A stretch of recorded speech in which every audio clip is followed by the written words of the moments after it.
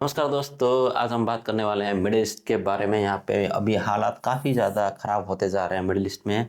और अभी ये war as a actor regional वार की तरफ आगे बढ़ चुका है। हालांकि पहले यहाँ पे सिर्फ ईरान और इजरायली सिर्फ आपस में यहाँ पे फाइट कर रहे थे और यूएस इसराइल के साथ मिलकर यहाँ पे फाइट वगैरह कर रहा था। अभी यहाँ पे यहूदी भी सामने आ गए हैं। हालांकि ये वार किस तरह की वार वगैरह चल रही है और इसका असर कहाँ तक अभी पड़ने वाला है, आज हम इस वीडियो में सारी चीज़ें बातें इसमें डिस्कस वगैरह करेंगे यहाँ पे। हालांकि यहाँ पे ये वार पहले सिर्फ इसराइल और ईरान के बीच में थी, अभी तो यहाँ पे यहूदी भी सामने आ गया है। तो ये वार अभी एक्ट एज अ रीजनल वार की तरफ आगे बढ़ गई है। तो फिर अभी हमने यहाँ पे थ्री फैक्टर जो यहाँ पे जो इस्केलेशन के रूप में हमने यहाँ पे इसको देखा गया कि ये वार किस तरह से आगे वगैरह बढ़ रही है। और ये वार में खास भूमिका जो वगैरह यूएस की यहाँ पे चल रही है ना, तो एक यहाँ पे काइनेटिक एक्सपांशन जो हमें यहाँ पे दिखाई दे रही है। मतलब सबसे बड़ी बात यहाँ पे क्या है कि क्या हो रही है कि भाई यूएस यहाँ पे अपनी जो भी डिप्लॉय वगैरह कर रहा है ना, थाउजेंड्स ऑफ मेरिन्स यहाँ पे डिप्लॉय ग्राउंड में जो डिप्लॉय बढ़ाते जा रहा है यूएस अपने आप को यहाँ पे बहुत ज़्यादा ताकतवर दिखाता जा रहा है। और इसका सीधा असर अभी स्टेट ऑफ हॉर्मुज को यहाँ पे क्लोज कर दिया है, जहाँ से ऑयल गैस की जो 20% सप्लाई होती थी। अब इसका डायरेक्ट असर यहाँ पे दिखाई दे रहा है। और आगे आगे आगे आप यहाँ पे देख सकते हैं यूएस में जो इलेक्शन वगैरह आने वाले हैं, तो इस वजह से हमने इसको यहाँ पे थ्री फैक्टर यहाँ पे क्राइसिस हमने इसको यहाँ पे आपको बताने की कोशिश की। पहली है कि यूएस अपने सारे सारे फोर्सेस वगैरह ग्राउंड में यहाँ पे उतार रहा है, जो एयरबोर्न वगैरह यहाँ पे ऑपरेशन में यहाँ पे उतारने के लिए रेडी करके रखा हुआ है इसने यहाँ पे। और दूसरी है कि स्टेट ऑफ हॉर्मुज भी इसी टाइम में अभी बंद यहाँ पे करवा दिया है। और तीसरा है कि यहाँ पे इलेक्शन आगे डोनाल्ड ट्रंप की आ रही है। तो फिर इससे साफ जाहिर होता है कि भाई यहाँ पे काफ़ी ज़्यादा चीज़ें मोमेंट वगैरह यहाँ पे होने वाली है और काफ़ी ज़्यादा चीज़ें यहाँ पे हो भी रही है। अब बात करते हैं यहाँ पे इसराइल की। पहले यहाँ पे देखिए आप, जैसे कि यहाँ पे दिखाया जा रहा है कि यह तेहरान में जो यहाँ पे ईरान ईरान और यहाँ पे ये जो इसराइल है, पहले ये एक दूसरे के ऊपर हमले वगैरह कर रहे थे। तो अभी यहाँ पे 24 आवर के अंदर अंदर जो यहूदी है, इन्होंने 2 मिसाइल यहाँ से दाग दी इसराइल के ऊपर। तो यहाँ पे ये यहूदी है, ये लोग कैसी एक चाल वगैरह यहाँ पे चल रहे हैं कि भाई जिसकी वजह से यहाँ पे आगे वार काफी बढ़ने की बहुत ज्यादा उम्मीदें वगैरह है। यहाँ पे वार रुकने वाली नहीं है यहाँ पे, क्योंकि कंडीशन ही ऐसी यहाँ पे अभी खड़ी की जा रही है। अब ये देखिए यहाँ पे ईरान क्या कर रहा है कि लगातार यहाँ पे जहाँ पे यूएस की यहाँ के मिलिट्री बेसिस वगैरह हैं, यहाँ पे टारगेट कर रहा है। जहाँ पे सऊदी, यूएई, दुबई, कतार, यहाँ पे जो भी है, यहाँ पे इनके छोटे छोटे यहाँ पे देश वगैरह नज़दीक में, यहाँ पे बहरीन में टारगेट वगैरह कर रहे हैं। जहाँ पे यूएस के यहाँ पे अड्डे वगैरह हैं, इस पे यहाँ पे टारगेट वगैरह बनाते जा रहे हैं। हालांकि सबसे सबसे हैरानी की बात यह है कि भाई अब इतना ज़्यादा चीज़ यहाँ पे हो रहा है, तब भी ये वार रोकने की आगे चांसेस यहाँ पे कहीं दिखाई नहीं दे रहा है। यूएस ने कई दफ़ा यहाँ पे अपनी चीज़ें वगैरह रखने की कोशिश की है और बताने की कोशिश की है यूएस यहाँ पे चाहता क्या है और बाकी कंट्री वगैरह यहाँ पे चाहते क्या है वो लोग।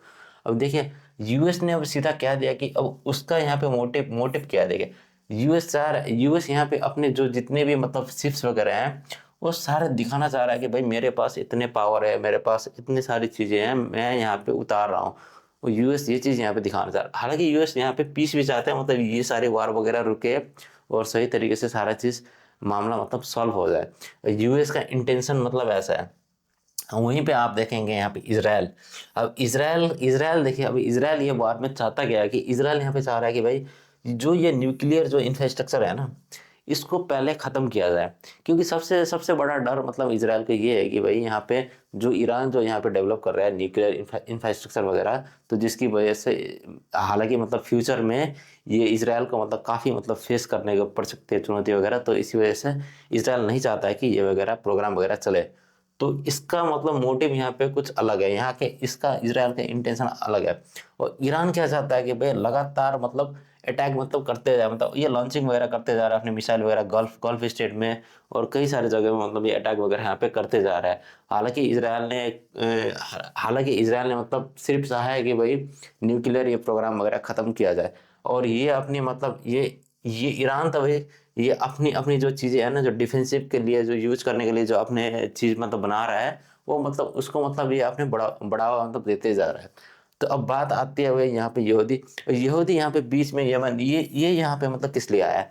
अब देखिए स्टेट ऑफ हार्मस बंद होने की वजह से सबसे बड़ी कारण है, स्टेट ऑफ हार्मस जब बंद हो गई तब बहुत ही बड़ी मतलब रुकावट मतलब आ गई है।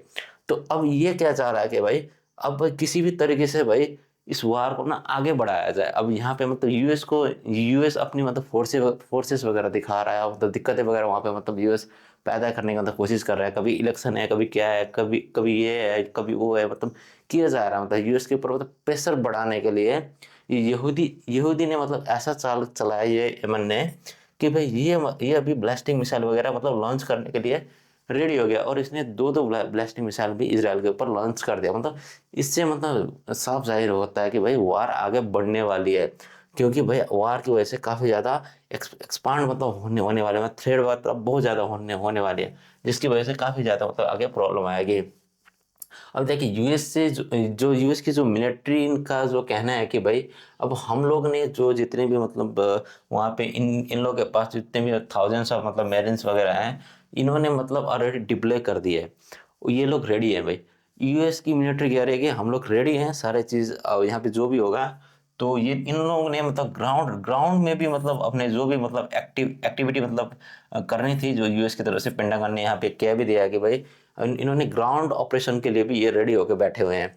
अब यहाँ पे आप देखेंगे कि भाई अब यूएस यूएस देखिए देखिए एयरबोर्न डिवीजन को भी इन्होंने रेडी करके रखा हुआ है। यहाँ कि यूएस कह रहा है कि हम लोग प्रिपेयर हैं सारे चीज़ के ऊपर, यूएस ये चीज़ दिखा रहा है हम लोग प्रिपेयर है, और खुद ब खुद कहता है, क्या खुद ब खुद यूएस कह भी रहा है कि भाई हम लोग अभी मतलब ग्राउंड से मतलब कोई अटैक वगैरह नहीं करेंगे। मतलब यूएस दिखाना भी चाह रहा है और कहना भी चाह रहा है कि मतलब हम लोग कोई मतलब ग्राउंड मतलब अभी अटैक वगैरह करने वाले नहीं है।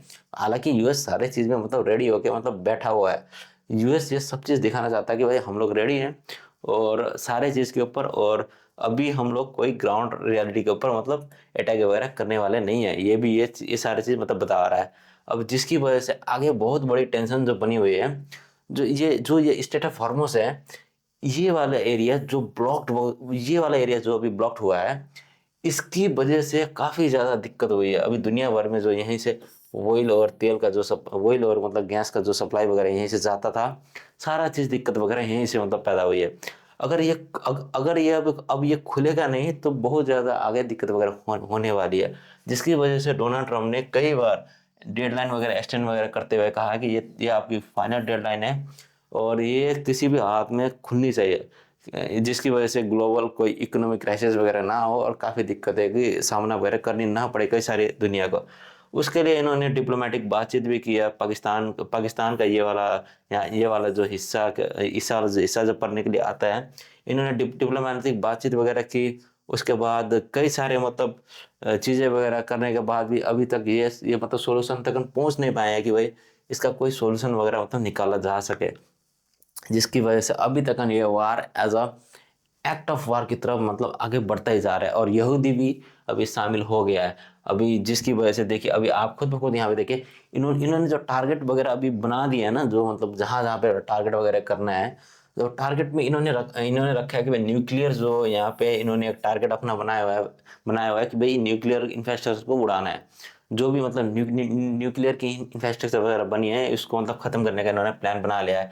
और जो इंडस्ट्रियल एरिया है इसको भी इन्होंने टारगेट वगैरह कर दिया है, और सिविलियंस को ये खुद ब खुद यहाँ पर टारगेट वगैरह कर रहे हैं। हालांकि ये वार काफ़ी आगे तक मतलब बढ़ती जा रही है, जिसका असर अभी अभी हमें बहुत सारे चीज़ों के ऊपर देखने को मिलेगा। अब यहाँ पे जो भी मतलब अभी यहाँ पे जो रैपिड जो स्ट्रैटेजी वगैरह यहाँ पे अभी चल रही है, अगर आप यहाँ पे देखेंगे तो भाई डोमेस्टिक मतलब प्रेशर काफ़ी ज़्यादा यहाँ पे बना हुआ है, और यूएस बारंबार यहाँ पे प्रेशर वगैरह क्रिएट करते जा रहा है। और इन्होंने 10 दिन का टाइम भी मतलब दे दिया है कि भाई अगर 10 दिन के अंदर भी सॉल्व नहीं होता है, कुछ चीज़ वगैरह नहीं होती है, क्योंकि आगे यूएस की इलेक्शन है, तो इस वजह से यूएस को भी काफ़ी ज़्यादा प्रेशर है। और इसने काफ़ी ज़्यादा प्रेशर भी अभी इसने क्रिएट कर दिया है दुनिया भर में। और अगर ये खुलता नहीं है स्टेट ऑफ हॉर्मुज, आगे आगे जाके बहुत ही ज़्यादा मतलब पैनिक का सिचुएशन और कई सारी चीज़ें वगैरह मिलने में भी मुश्किल हो जाएगी। मतलब क्राइसिस वगैरह काफ़ी ज़्यादा हावी होने के चांसेस हमें आगे जाके दिखने वाले हैं। और इन्होंने इन्होंने सिर्फ इतना ही नहीं किया है कि यूएस ने डिप्लोमेटिक की तरीके से मतलब बातचीत से मतलब कोई हल वगैरह मतलब निकला जा सके, जो उसका इन्होंने पाकिस्तान से मतलब एज अ इन्होंने पाकिस्तान को यूएस ने एक मीडिएटर के रूप में यूज किया है। मतलब यूएस ने कि भाई कोई डायलॉग वगैरह कोई बातचीत वगैरह करके मतलब कोई हल वगैरह मतलब निकला जा सके। और उसमें मतलब तुर्की और मतलब तुर्किश और सऊदी भी मतलब बातचीत के लिए मतलब सपोर्ट वगैरह कर रहे हैं, क्योंकि वही कोई डायलॉग वगैरह बातचीत से मतलब ये सारा मामला मतलब सॉल्व वगैरह मतलब हो सके। वरना तो भाई ये एज अ वार काफ़ी ज़्यादा आगे बढ़ने वाली है, और ये खुद सामने दिखाई भी दे रहा है, और जिसकी वजह से बहुत ज़्यादा इम्पैक्ट पड़ने वाला है। अभी भी यहाँ पे डेडलाइन 10 डेज की जो डेडलाइन जो दी गई है वो काफ़ी स्ट्रॉन्ग डेडलाइन है यूएस की तरफ से।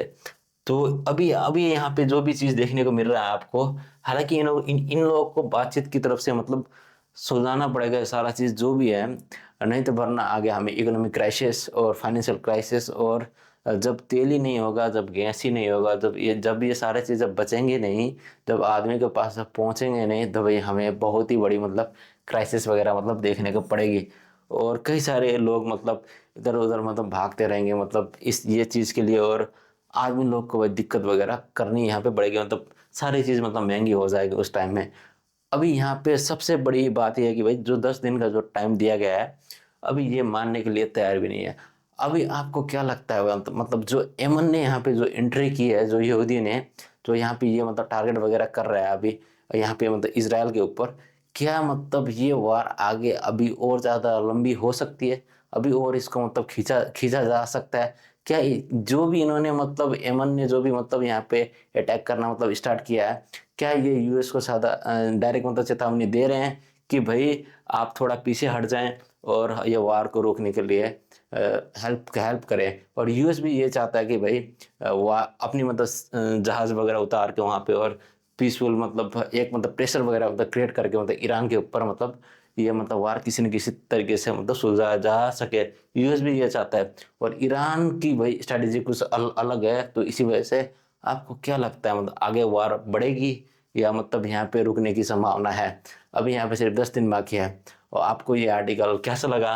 अगर आर्टिकल आपको अच्छा लगा हो तो लाइक कमेंट शेयर जरूर करना। फिर मिलते हैं आपके साथ अगले वीडियो में। धन्यवाद आपका।